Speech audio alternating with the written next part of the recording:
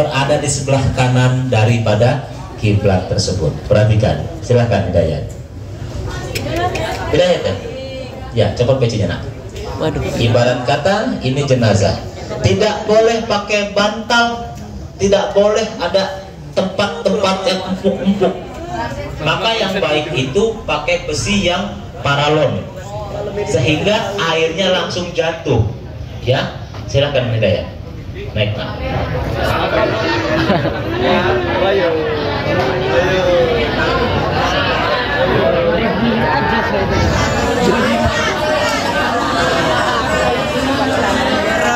Oke, perhatikan, konsentrasi, serius nak, serius ya. Ya, serius. Kalau dalam praktek mandikan jenazah ini yang nggak nyimak, nggak paham nanti. Posisi jenazah ini tangannya sudah bersedekap, namun kita luruskan. Posisi jenazah bersedekap kita luruskan. Anak-anak, perhatikan. Langkah yang pertama, halo, dengar, situ nak, situ. Kalau ngantuk ke situ, karena di situ banyak momoknya. Awas yang belakang ya. Langkah pertama sebelum kita mandikan jenazah, yang namanya orang meninggal dunia pasti mengeluarkan 3 cairan dari tubuhnya. Yang pertama pasti ia mengeluarkan air seni. Air seni itu air kencing. Yang kedua, orang mengeluarkan air mani. Ya. Yang ketiga, orang meninggal dunia biasanya mengeluarkan kotoran dari belakang atau tokcai. Pak, kenapa Pak bisa mengeluarkan seperti itu? Begitu dahsyat dan sakitnya dicabut nyawa seorang manusia oleh malaikat. Dengarkan, dicabut nyawa itu sangat sakit, sehingga saking sakitnya itu orang bisa keluar kencing, sampai keluar mani, sampai keluar kotoran. Dan ini sudah pasti terjadi pada diri manusia. Jangan tertawa, Bapak serius, bukan momen kita tertawa-tertawa ya. Setelah itu kita mengetahui ini pasti berceceran. Ada air pipisnya. Bapak sering menemukan begitu mau mandikan jenazah, ada orang meninggal mendadak, kena jantung, apa bahasa kita tuh angin duduk. Ketika Bapak lihat, oh dia di celananya itu sudah basah. Pertama basah air spermanya atau air maninya, yang kedua basah karena air kencingnya. Ketika diangkat, di belakangnya sudah keluar kotoran. Betapa dahsyatnya sakaratul maut itu. Ya, maka sering kita berdoa, Allahumma hawwin alaina fi. Ini doa, ya Allah mudahkan hamba dalam sakaratul maut ya Allah. Ini doanya nak. Allahumma hawwin alaina fi. Berarti ini jenazah sudah banyak cairan dan juga kotoran. Maka langkah pertama kita bersihkan dulu. Ada kain kita sini sayang? Kain sholat, ada yang bawa kain sholat enggak? Bapak pinjam sebentar. Kain sholat, Bapak pinjam sebentar. Itu sejadah sayang namanya. Sarung, ya sarung. Wah terima kasih ini. Kamu juga dapat pahala hari ini sayang.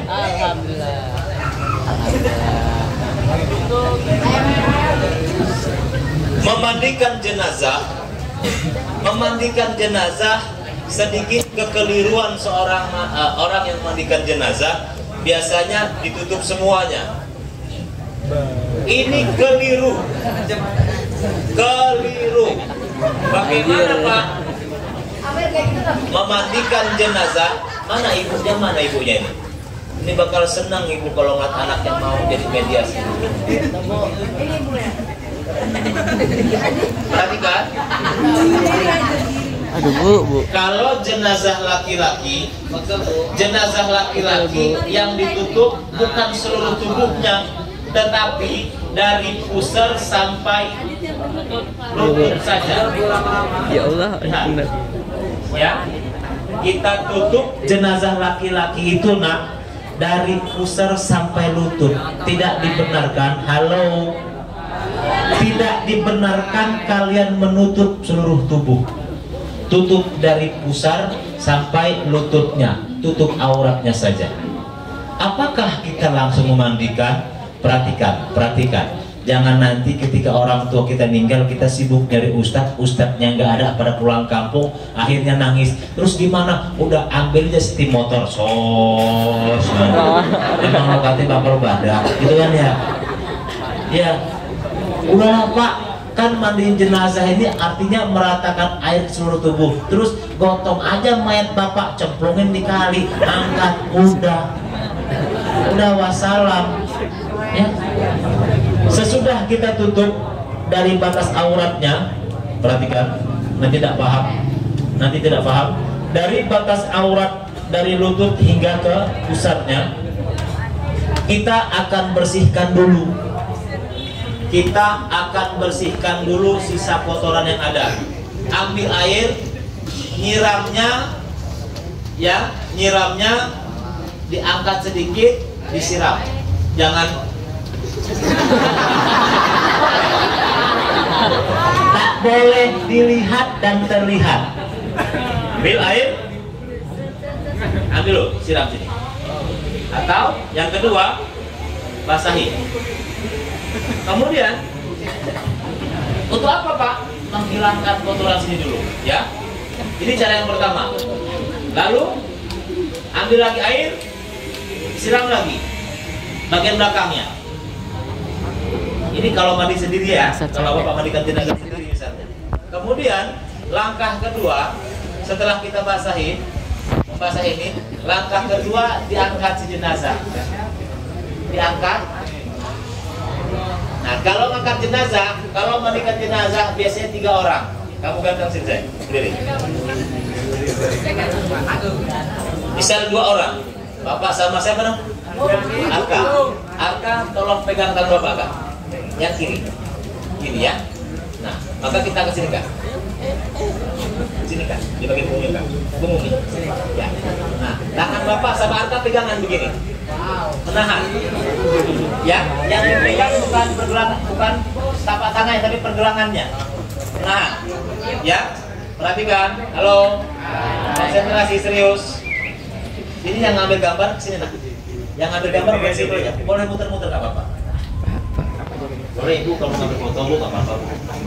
Ya. Setelah itu nah, sudah seperti ini. Ini fungsinya apa Pak? Kita siram, kita beri sabun, pakai sabun di bagian perutnya ini. Untuk apa fungsinya? Kita akan bersihkan kotoran yang masih tersisa di dalam perut si jenazah. Ya, kamu sama teman-teman. Kamu santai aja. Santai. Ya, kita siram. Arka siram pakai gayung misalnya. Ya, siramnya segini. Lalu Bapak akan tekan di bagian perutnya. Tekan bagian perutnya. Ketika perut ditekan nanti akan mengeluarkan suara. Nah, ada pepok. Ada. Itu suara apa Kak? Suara angin yang terdapat dalam tubuh jenazah tadi. Ya, kita tekan. Nanti yang terlihat akan lihat masih Pak, masih kuning Pak, masih Pak. Nanti bau. Itulah fungsinya kita membakar apa tadi? Bubuk setanggi. Bagus nyimak kamu. Ya, bubuk setanggi dibakar, ini dikeluarkan. Kotoran dikeluarkan sampai habis. Kita pastikan tidak ada lagi cairan yang keluar, tidak ada bau. Ini sudah bersih, kita siram lagi dengan air, lalu letakkan kembali. Ya, ini sudah dibersihkan nak, sambil diangkat, sambil dicebokin ya tadi. Lalu kita masuk proses pembersihan yang kedua. Ambil lagi, siram, ambil sabun.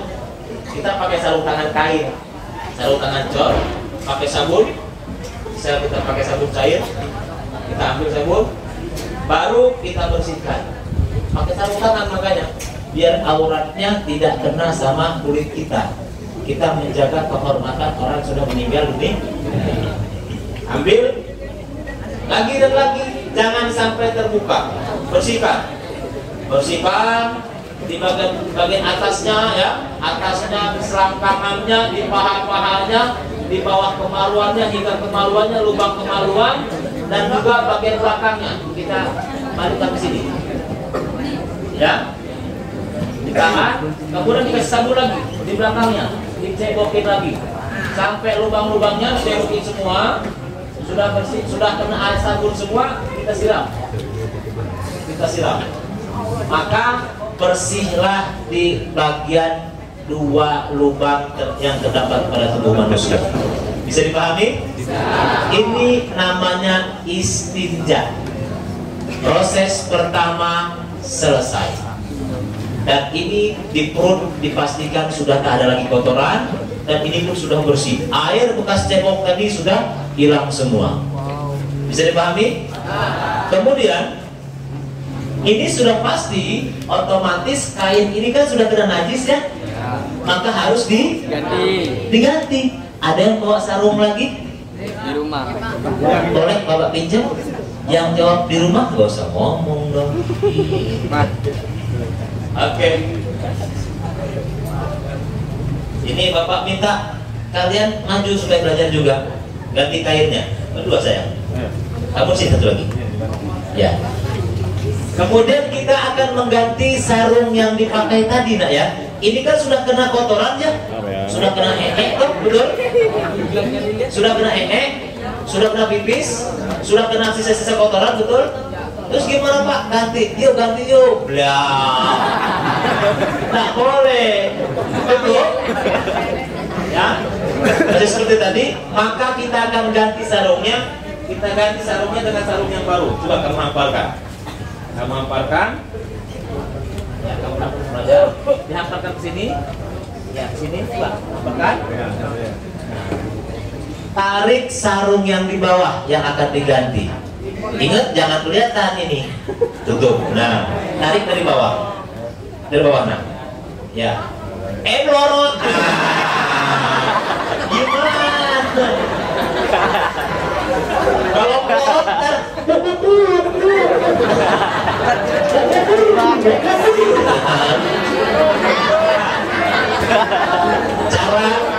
cara mengangkatnya ya. Proses kedua kita istinja udah ya, nyebokin sudah ya, menyebokkan jenazah sudah, membersihkan sisa kotoran sudah, membersihkan area-areanya sudah bersih, sudah keset semua ya. Maka kita akan masuk proses mandikannya, harus ganti kain. Karena kain yang pertama sudah nempel kotoran dan sebagainya. Silahkan diangkat. Nah, iya, tahan, pinter, belajar, siap. Ya, terus. Ya, tarik. Nah, pinter. Jadi si jenazah sudah ganti kain. Maka kita akan masuk tahap kedua. Sebelum dimandikan, hendaknya kita wudukan terlebih dahulu. Kita wudukan terlebih dahulu. Ya. Mewudukan jenazah ini sama halnya dengan kita wuduk sedang hidup. Pertama, kita ambil air, mengucap Bismillahirrahmanirrahim. Kita bersihkan tangannya, tangan, jari jemarinya, ya, jari jemarinya sampai pergelangannya. Maka bagusnya bagaimana Pak? Kalau kita pakai sarung tangan kain itu, yang untuk ngecor bangunan itu, langsung kita masukkan ke sini, nah, ke celah-celahnya. Masuk celah-celahnya, langsung tarik ke atas. Maka kotoran langsung terangkat. Kita bersihkan sampai pergelangan, begitu pun yang kiri. Diwudukan lagi, dibersihkan lagi kuku-kukunya dengan sarung tangan tersebut. Sudah proses pertama. Kita ambil. Bagaimana Pak kalau mau kumur-kumurkannya? Jenazah.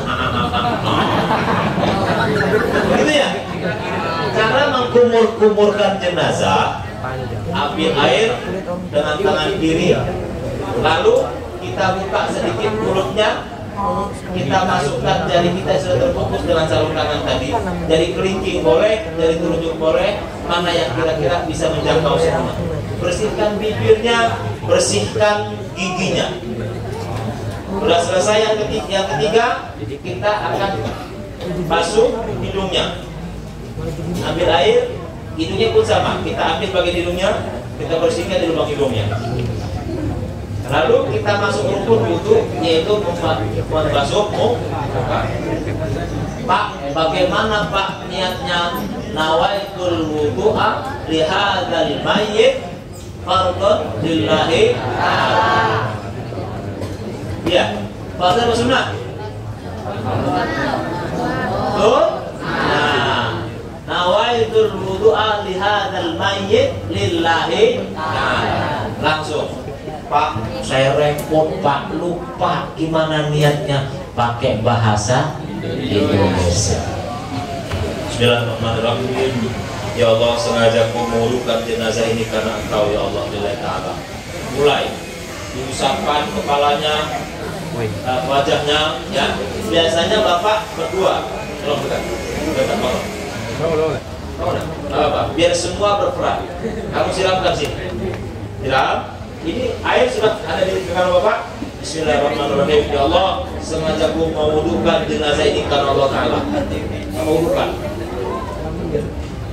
Ya, siram lagi, usap lagi, sampai sininya kena semua lubang-lubang hidungnya kena. Ya, semua rata 3 kali. Kemudian yang kedua, kamu bantu sini. Bawa aja gayungnya. Kemudian kita basuh, siram tangannya, kita bersihkan celah-celah tangannya sampai ke sikunya. Kita ratakan. Sudah rata, begitupun dengan yang kiri. Yang kiri sampai rata, sampai di pergelangan, sampai di siku. Kemudian anak-anak sekalian, selanjutnya kita siram bagian kepalanya. Siram bagian kepala sampai belakang, lagi sampai belakang lagi 3 kali, lalu kita usap ke telinganya. Telinganya diusap, lihat cara mengusap telinga. Jempolnya dimasukkan ke dalam lubang telinga, telunjuk menjepit dan dipungkal supaya kotorannya hilang. Dan yang terakhir kita membasuh kakinya. Siram, kita basuh kakinya sampai mata kaki, celah-celahnya kita basuh semua, kita bersihkan sehingga tidak ada kotoran yang menempel kembali kanan dan kiri. Proses kedua selesai. Bisa dipahami? Kita masuk proses ketiga. Proses ketiga yaitu memandikan jenazah. Disunnahkan memandikan jenazah ini dengan menggunakan 3 kali siraman dalam satu bagian barisan. Berarti kita akan menggunakan 9 kali siraman. Perhatikan. Yang pertama, ambil air di ember, baca niat pakai bahasa Indonesia boleh Pak? Boleh. Bahasa Sunda boleh. Bahasa Jasen boleh. Jawa boleh. Yang penting niatnya memandikan jenazah. Bismillahirrahmanirrahim. Ya Allah, aku niat memandikan jenazah ini karena Allah Ta'ala. Siram di kepalanya dulu. Di kepalanya disiram, kemudian kita celah-celah begini. Ya, di celah-celah. Apa fungsinya? Biar airnya meresap sampai kulit kepala. Terus disiram ya, basahi satu gayung. Kemudian setelah itu ambil lagi 1 gayung lagi, kita siram dari atas lagi sampai ke bawah. Siram pelan-pelan, sedikit-sedikit, telinga-telinganya dibersihkan, muka-muka, hidung dan sebagainya, sampai dia ke lipatan ketiaknya, dan juga sampai ke tempat kemaluannya kita bersihkan, sampai ke paha-pahanya, dan air ini harus habis sampai di ujung. Pak, kalau seandainya airnya sampai ujung masih banyak, Pak, habiskan di ujung. Dia harus rata. 2 gayung selesai. Halo, perhatian. Halo, perhatian. Perhatikan dulu ya.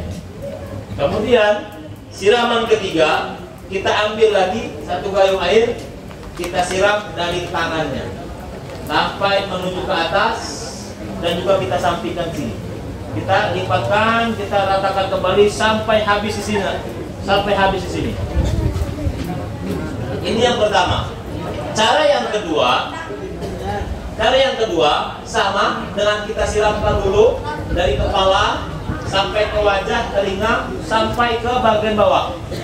Habis dia, lalu kita siramkan lagi dari kepala sampai ke telinga, ke tangan, naik lagi sampai habis air di sini, sedikit demi sedikit air, terus digosok. Sudah 2 gayung kita gunakan atau 3 gayung kita gunakan, baru kita sabunkan. Gunakan sabun, sampo di kepalanya, sabun di wajahnya. Tapi ingat, hati-hati sabunnya masuk ke dalam hidung atau ke dalam mulut. Khawatir nanti malah sabunnya masuk ke dalam mulut dan akan mengeluarkan busa. Terus disabunin semua. Sudah rata sabun, kita siram lagi. Tadi sudah berapa gayung tadi? 2. Kita siram, kita bersihkan dari busa-busanya. Gunakan 2 gayung, usahakan bisa habis karena pelan-pelan. Baru kita balikkan jenazahnya, dibalikkan jenazah. Kembalikan jenazah seperti ini, lalu disiram kembali dan diberikan sabun sampai dia sudah kena sabun semua, dibersihkan. Begitupun dibalik lagi, disiram lagi sampai ke bawah dan disabunin lagi, dibilas lagi hingga bersih. Bisa dipahami? Kemudian langkah yang keempat, yang pertama mengistinjakan, yang kedua mewudhukan, yang ketiga memandikan, yang keempat kita wudhukan kembali. Halo, perhatikan sebentar aja. Ya, kita wudhukan kembali.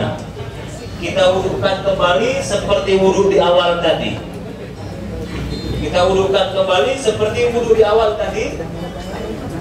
Setelah diwudhukan kembali seperti di awal tadi, kita cara mewudhukan pertama tadi.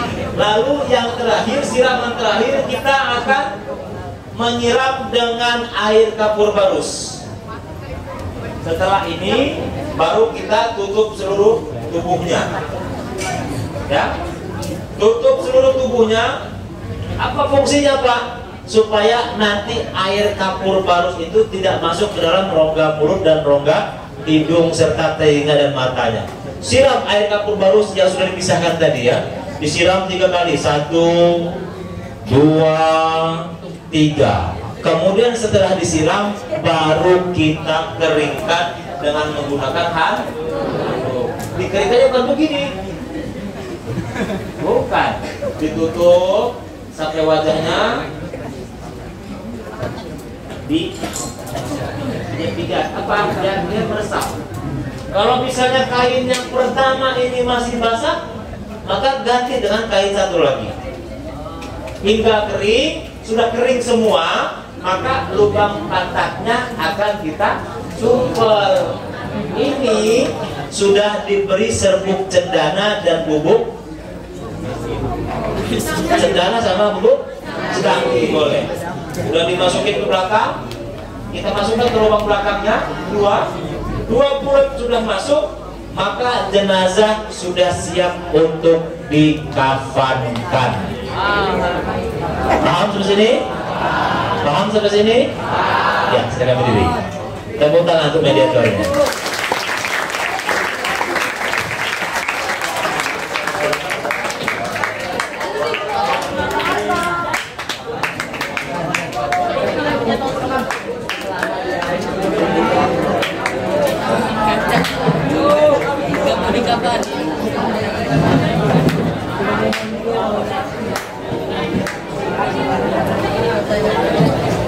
Sebentar, ini belum selesai. Ya, Bapak akan berikan pertanyaan. Baik, semua sudah dijelaskan bagaimana tentang tata cara memandikan jenazah, mengistinjakan jenazah dan sebagainya. Bab atau termin pertama kita telah sampaikan materi ini. Silahkan kalau seandainya ada yang ingin ditanyakan, silakan. Kalau ada yang ingin ditanyakan, silakan angkat tangan. Ada yang ingin ditanyakan? Pak, Ustaz. Ya, silakan. Baca dulu. Apakah boleh anak kandung laki-laki memandikan dan mengamankan jenazah ibunya? Begitupun sebaliknya, apakah boleh anak kandung perempuan memandikan dan mengamankan jenazah ayah kandungnya? Bagaimana menurut hukum dalam agama Islam? Baik, terima kasih. Tepuk tangan. Pertanyaan yang bagus. Bolehkah anak kandungnya yang berjenis kelamin laki-laki memandikan ibunya? Boleh. Boleh. Bolehkah seorang anak wanita memandikan ayahnya? Boleh. Tetapi, halo, silakan. Tetapi hal yang lebih baik adalah ketika yang meninggal ibu, maka yang memandikan anak wanitanya atau menantu wanitanya. Kalau yang meninggal itu bapaknya, yang memandikan anak laki-lakinya atau menantu laki-lakinya. Kenapa Ustaz? Kenapa Pak? Karena untuk menjaga kehormatan dan harga diri si jenazah tersebut, walaupun boleh.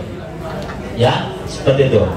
Hukumnya boleh. Namun lebih baik adalah laki-laki yang memandikan laki-laki. Itu ya.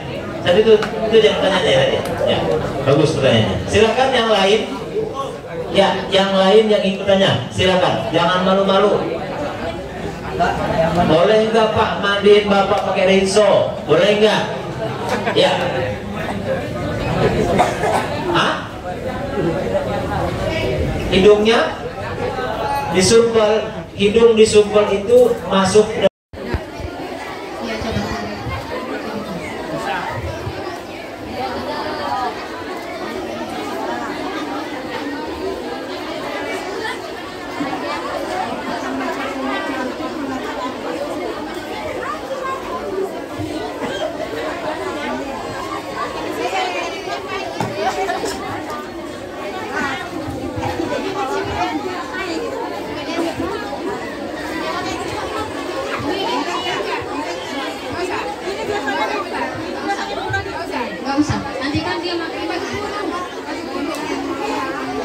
Oke, perhatikan yang belakang, sebelah kanan, belakang ujung.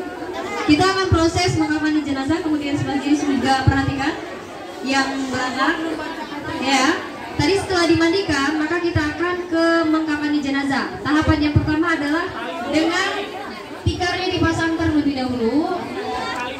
Ya. Kemudian talinya dibentangkan sesuai dengan kebutuhan 3, 5 atau 7. Ini kan jenazahnya di atas sini. Tali yang tali pocong ya. 5, kita pakai 5. Ya.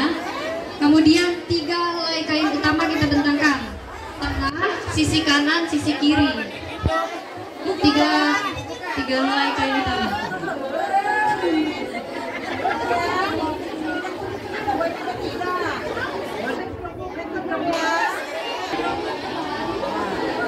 Kemudian timpa lagi yang satu lagi di sebagian kiri. Tujuannya berlapis-lapis supaya tidak mudah robek dan auratnya tidak terlihat. Nah, kalau ada wewangiannya kita beri minyak, kemudian serbuk cendana tadi, ya, ya boleh itulah. Ini pewanginya ditaburin. Ini bubuk cendananya. Ya, kita pakai serbuk cendana. Itu mah bubuk mandi. Sudah, kemudian gamisnya. Oke. kepalanya dipok, jadi ditarik nanti. Ini dulu. Jilbabnya. Jilbabnya nanti bagian akhir, oke. Sudah berapa ini tadi? Sudah berapa lapis? 3 helai kain utama, gamis, celana dalam, kemudian jilbab, satu lagi penutup aurat atau sarungnya, boleh. Nah, itu nanti dipakaikan ketika si jenazah sudah diletakkan. Sekarang berbaring lagi jenazahnya, biar siswanya bisa mempraktikkan mengangkat jenazah.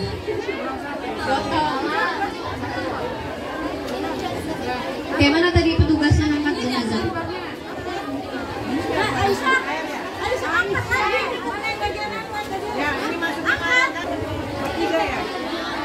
Jangan kayak gitu. Gini ya, nih dari bawah jongkok. Satu kaki, oh. No, jangan kayak gitu. Satu kaki di sini. Nah, jadi di situ di bagian apa namanya nih? Sini ada. Cukup apa? Enggak lagi, enggak apa-apa. Kamu pegang sini. Boleh naik ke bareng, nggak naik ya? 1, 2, 3. Makan. Oke. Pelan, anak-anak.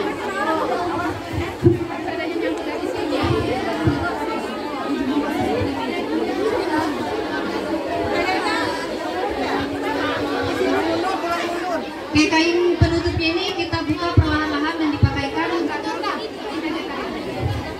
Oke, boleh.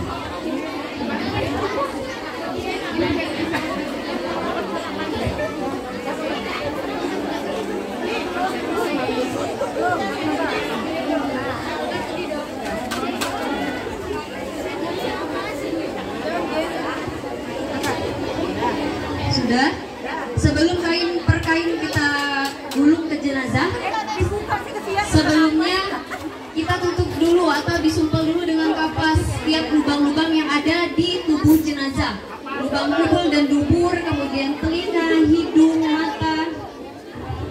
Anggap aja udah kita tutup ya. Oke. Pusar. Udah dua nggak apa-apa. Jangan gerak ya mayat Mario. Oke, anggap saja kita sudah tutup bagian lubang-lubang yang ada pada tubuh jenazah.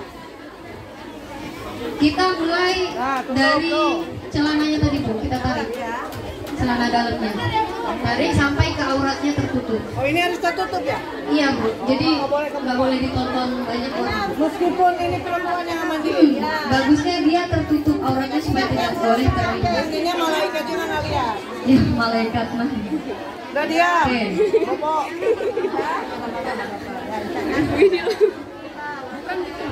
Jadi tadi bagian celana dalam kita tarik, tutup ke bagian auratnya.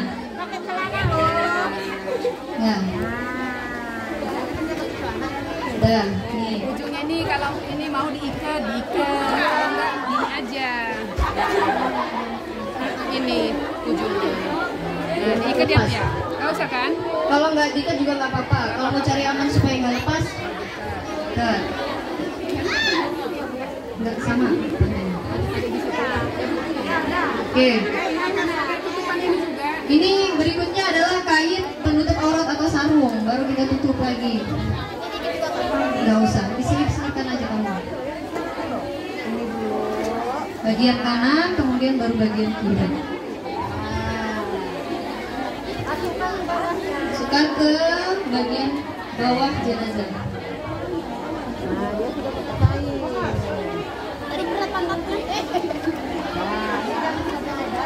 Oke, yang belakang kelihatan? Oke, selesai nih pakai celana dalam dan juga kain penutup aurat atau sarung. Kemudian kita tarik gamisnya. Nah ini gamisnya tadi, baju kurung lah. Baru kainnya yang hijau yang panjang kita tarik dari bawah. Nah, jadi auratnya tidak terlihat banyak orang. Jangan terang gini. Nah ini pas di lehernya. Ini kalau seandainya susah untuk disatukan maka boleh diikat ujungnya gini. Diikat pakai tali kapan lagi. Kalau memang susah untuk dirapatkan. Ya, oke. Kita lipat bagian kanan.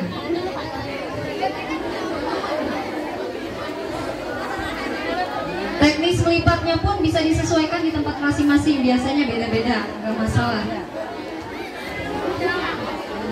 Lalu yang Kiri, kemudian ditarik ke sisi yang kanan.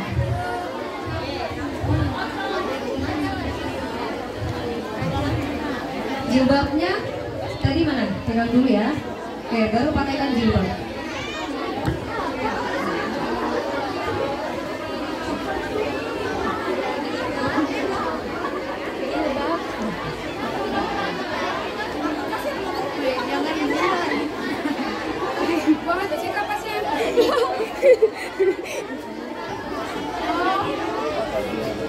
dia taliknya ya. Masya Allah. Kerudungnya pas bina ini dipakaikan setelah pemakaian baju kurung atau gamis.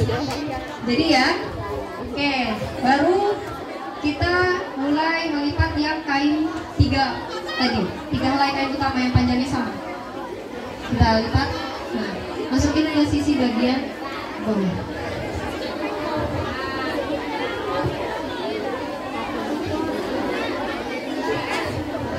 Kalau masih ada sanak saudara keluarga yang mau melihat wajahnya, maka nggak usah ditutup terlebih dahulu ya. Oke, baru kainnya sebelah situ.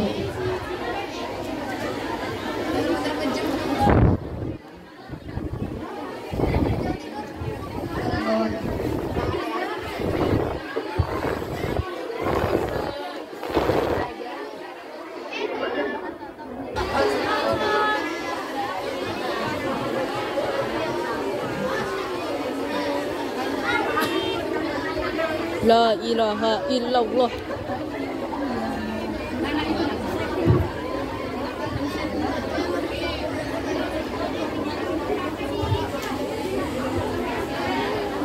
Kalau masih ada yang mau lihat wajahnya berarti nggak usah ditutup. Tapi kalau sudah tidak ada lagi yang mau melihat maka ditutup seperti ini, ya.